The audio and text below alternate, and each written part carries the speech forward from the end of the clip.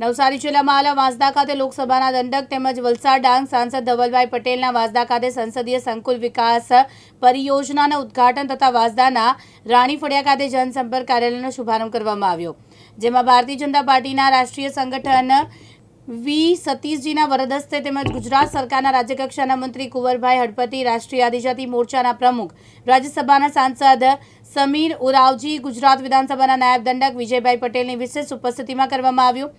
વલસાડ ડાંગના સાંસદ અને દંડક ધવલભાઈ પટેલને સરકાર દ્વારા સંસદીય સંકુલ વિકાસ પરિયોજના પ્રમુખ તરીકે જવાબદારી સોંપવામાં આવી હતી। આજે ખાસ કરીને જે દેશભરમાં આપણા આદરણીય પ્રધાનમંત્રી નરેન્દ્ર મોદી સાહેબ જે આદિવાસીના વિકાસના માટે કામ કરે છે, એના માટે સંસદીય સંકુલ વિકાસ પરિયોજના પૂરા ભારત દેશમાં ચલાવી રહ્યા છે, ત્યારે વલસાડ ડાંગ લોકસભાના અંતર્ગત આજે વાંસદા સંકુલમાં અમે ચાલુ કર્યું છે।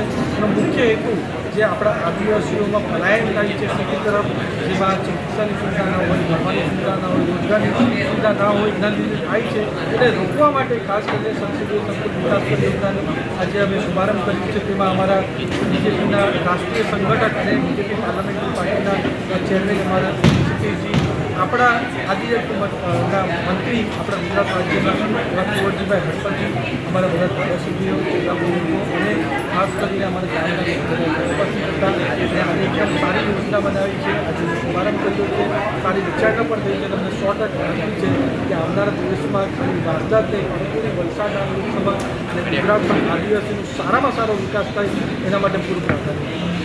સુનિલ ડાભી, દિવ્યાંગ ન્યૂઝ, વાંસદા, નવસારી।